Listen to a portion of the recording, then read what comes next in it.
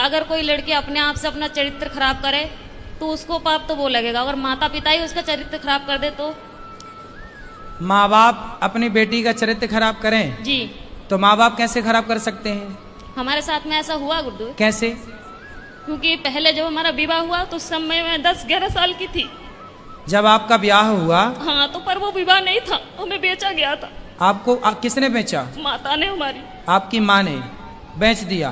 किसको बेचा? जिनके साथ में विवाह किया उनसे पैसे लिए गए थे। तो वो कितनी उम्र का था? वो हमसे ज्यादा उम्र के थे। कितने? ऐसे ही लगभग 19-20। वो 19 साल का था जी। और आप उस समय कितने साल की थी? ऐसे ही 10-11 साल की। जो पहला पीरियड होता है वो मेरी शादी के बाद ही आई। अच्छा, तो उस 20 साल के लड़के के साथ आपको बेच दिया? जी। फिर क्या हुआ? फिर क्या, फिर उस समय मुझे इतना ज्ञान नहीं था कि परिवार कैसे चलाए जाते हैं, घर गृहस्थी कैसे चलाई जाती है। ठीक है। फिर भी जैसे तैसे भी वो शराबी था। हर रोज मारता था, कूटता था। इतना भी है कि जहाँ तक कि आदमियों को भी घर पे लेके आता था, शराब पिलाता था, मीट बनाता था, मच्छी बनाता था, उन्हें खिलाता था। रात के 11 बजे 12 बजे यहाँ से जाना, और पूरा गांव एक गंगवार का और एक सरदार पूरी रात घर पे रहेगा तो हर कोई उंगली तो मुझ पे ही उठाएगी ना। फिर कितने साल चला ये सब कुछ? 9 साल। फिर वहां पे एक बेटा हुआ, एक बेटी भी हुई। आपकी बेटी उस समय हाँ। जब बेटा हुआ तब आपकी उम्र क्या थी? ऐसे लगभग 16-17 साल की थी। आप 16 साल की थी तब आपको बेटा हो गया? जी। ठीक है। फिर उसके बाद में वो मारने लगा, काटने लगा। शराब पी के कभी नाली में पड़ा रहता था, कभी गड्ढों में पड़ा रहता था, वहां से उठा उठा के लेके आओ। फिर जब वो ज्यादा ही परेशान करने लगा तो मम्मी पापा ने वहां से घर ले आए। फिर मैंने उनसे ये कहा कि मम्मी ऐसा करो कि अभी मेरे दूसरी शादी मत करवाओ, हो सके वो आ जाए मुझे दोबारा लेने, या फिर मैं कहीं काम करके खा लूंगी। तो बोला नहीं, तेरे साथ में बच्चा है, अगर बच्चा नहीं है, तेरे साथ में बच्चा नहीं होती तो कोई बात नहीं है, दुनिया तुझ पे ये कहेगी, अच्छी भी रहेगी तब भी दुनिया तुझ पे उंगली उठाएगी। फिर उन्होंने मुझे दूसरा जगह करवाया, दूसरी शादी कर दी? जी। वहां से भी पैसे लिए गए। फिर बच्चा हमारे साथ में थे। फिर वो बोल रहे थे कि अगर तू, पहले तो कहने लगे थे ये कि हाँ बच्चों को भी सही समझूंगा, फिर बाद में हमारे बच्चों को मारने लगे, कूटने लगे। उसे अब सही। कहाँ है? अब क्या है? अब मैं वहां से दूसरी जगह हूँ। अब उसको भी छोड़ दिया? जी। अब कहाँ है? अब मैं अपने आप से बैठी हूँ। तो अब ब्याह नहीं किया? नहीं, अपने आप से दूसरी जगह बैठी हूँ। दूसरी जगह बैठी हूँ मतलब? यानी कि तीसरी जगह बैठी हूँ मैं अपने आप से, किसी से भी। मतलब तीसरी जगह ब्याह कर लिया जी। आपने। तो तीसरा वाला कैसा है? वो ठीक है, वो बच्चों को अपना रहा है? जी। तो अब हमसे क्या पूछना चाहती हो? मैं ये पूछना चाहती हूँ जो मेरे साथ में हुआ इसका पाप कौन भरेगा? इसका पापी कौन है? जी। और दूसरी बात ये है कि जब हमारे बाबा को जब समय पूरा होने लगा था तो वो अस्पताल में एडमिट थे। तो उन्होंने मुझसे ये कहा था कि संगीता, कोई भी तुझे तेरी माँ को रोटी नहीं देगी, तू ही देना। तो ठीक है, मैंने वो वचन दिया उन्हें कि ठीक है मैं ही मम्मी को संभालूंगी। अब वो घर में इतनी दुखी करने लगी है कि हद से ज्यादा मेरे पूजा पाठ से। कौन दुखी करने लगा? मम्मी। आपकी माँ? हाँ, मेरे पास में रहती है। पूजा पाठ कुछ भी करो, हमेशा तंग करते। माला जपने जाती हूँ तो अंदर जाके फोन लगा लेगी, बात करने लगेगी और कहती है तू पूजा पाठ कर रही है, तुझे क्या मिल रहा है, ऐसे भगवान को मैं लात मारूं। तो अभी आप तीसरे के साथ खुश हैं? जी। तो फिर अब तो खुश है ना? जी। तो अब क्या दिक्कत है? अब दिक्कत यह है जो मेरा तीसरा वाला पति है वो बात बात पे मुझसे झूठ बोलता है। अच्छा, क्या झूठ बोलता है? यही, कोई भी बात हो मैं इनसे ये बोलती हूँ कि कोई जो भी बात हो सच बोलो करो, पर यह है कि जो भी बात करते हैं ऐसा है कि इनकी दूसरी पत्नी भी है। अच्छा। हाँ। तो तीसरा वाला जो पति है उसकी ऑलरेडी पहली पत्नी है? जी। आप उसकी दूसरी पत्नी हो? जी। अच्छा। तो आपने ऐसे से क्यों ब्याह कर लिया जिसकी ऑलरेडी थी? उन्होंने मुझे कुछ बताया नहीं थे पहले। मतलब तीसरे वाले ने भी आपको धोखे में रखा? पहले बताया नहीं थे कुछ भी। तो अब तो रखता है ना प्रेम से? हाँ, अब रखते हैं प्रेम से। अब आप ये पूछना चाहती हो कि ये पाप कौन किसके गले जाएगा ये पाप? जी जी, क्योंकि आपकी माँ। देखो, जब आप 11 साल की थी, 9 साल की, 11-12 की, जब आप 11-12 साल की थी तब आपकी माँ ने आपका जबरदस्ती ब्याह कर दिया। जी। तो आपको ऐसा क्यों लगता है कि उस माँ ने बेचा? हो सकता है उस माँ ने ब्याह ही कर दिया हो आपका? नहीं गुरुदेव, वो घर वाले बोलते थे कि तेरे माँ ने 5,000 रुपए लिए कि 10,000 रुपए लिए। यदि उन्होंने पैसे लिए फिर हैं, तुझे डंगर की तरह हमने खरीद यदि के उन्होंने लेकर- बेचा है, तो फिर माँ पापी है आपकी। यदि नहीं बेची, आपका विवाह किया है, तो माँ पापी नहीं है। और केवल गुरुदेव माँ मेरे- इस बात की पापी है कि आपको जबरदस्ती इतने बड़े लड़के से आपका ब्याह कर दिया। देखो, विवाह ऐसे नहीं होता, साल 2 साल का ही बड़ा छोटा चलता है, डबल नहीं चलता कि लड़की 10 साल की है और लड़का 20 साल का है, ये नहीं चलता।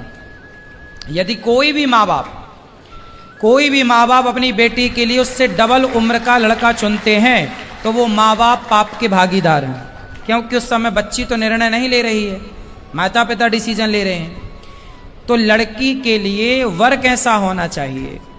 लड़की 10 साल, लड़की 20 साल की है तो लड़का 22 साल का हो, 25 साल का हो, बस ज्यादा उम्र वाला ना हो, ये न्याय है। यदि लड़की 20 साल की और तुम लड़का 40 साल का ले आओ, तो ये तो बेटी के साथ अन्याय हुआ, और वो अन्याय का भागीदार कौन है? उसके माता पिता, क्योंकि वो लेकर आए हैं। और केवल गुरुदेव मेरे साथ में ये हादसा नहीं हुई है, मेरे सभी बहनों के साथ में ऐसा किया गया।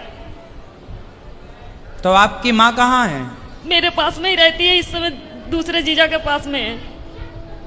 तो वो कैसी माँ है? निर्दयी है?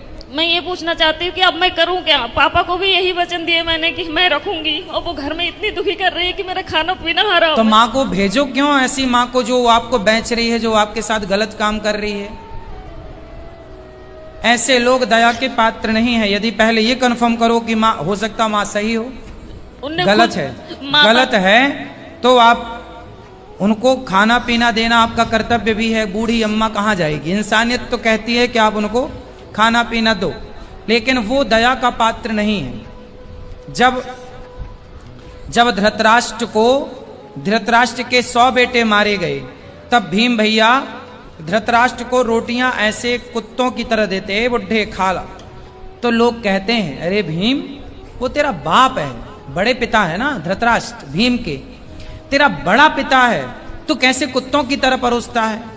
तो भीम भैया बोले कि मैं ही क्या पुत्र धर्म निभाऊं? ये वही बाप है जिसने भरी सभा में द्रौपदी लुट रही थी और ये चुपचाप तमाशा देख रहा था। क्या मैं ही धर्म का पालन करूं? इसका कोई धर्म नहीं है। ये वही धृतराष्ट्र है जो भीम को गले लगाने के बहाने दबाकर मारना चाहा, वो तो भगवान ने दूसरा पुतला दे दिया भीम का। कुल मिलाकर के ये धृतराष्ट्र इस दया का योग्य नहीं है, दया का पात्र नहीं है। कुछ लोग दया के पात्र होते हैं, कुछ लोग दया के योग्य भी नहीं होते। फिर भी आप दया करके रोटी तो दो, सेवा तो कर लो। अब जो किया उसने वो पाप भोगेगी। आप क्यों पाप मोल लो? आप सेवा ना करके पाप क्यों मोल लो? गुरुदेव, आपके आश्रित है तो सेवा करना। घर में कलेश ये करती है ना कि जब मैं माला लेके बैठूं तो उसी कमरे में चली जाएगी, फोन लगा के बात करने लगेगी। हाँ, तो उसको फोन लेके हटाओ। किससे बात करना बुढ़ापे में उसको? बहनों से कुछ नहीं तो हर तो रोज- मोबाइल लेके रख लो, बोले मोबाइल वोबाइल नहीं मिलेगा, फिर लड़ाई हो जाती है, घर में कलेश करने लगती है वो। तो फिर आप जानो और आपकी माँ जाने, मैं क्या करूं बताओ? क्या करूं मैं बताओ? आप मुझे कुछ बताइए ना कि मैं क्या मैं तो करूं बता इस रहा हूं, समय से? मोबाइल लेके बंद कर दो, रख दो, और क्या कर सकती हो फिर घर बताओ? में कलेश होते हैं, पूरे मोहल्ले वाले तमाशा देखते हैं। तो फिर क्या करें हम? बताओ, हमें बताओ, हम क्या करें? क्या उत्तर दें आपके प्रश्न का? हम बताओ क्या करें? हम ये तो नहीं कह सकते कि आप निकाल बाहर करो। मेरा इच्छा तो यही है गुरुदेव, जब भले ही आप हमें गलत समझे। हाँ तो ठीक है, आपका मन है तो आप देख लो, जो आपका मन है वो करो, जो आपका मन है वो आप कर सकते हैं, स्वतंत्र हैं आप। यदि वो अपराधी है तो बिल्कुल आपको साथ में नहीं रखना चाहिए।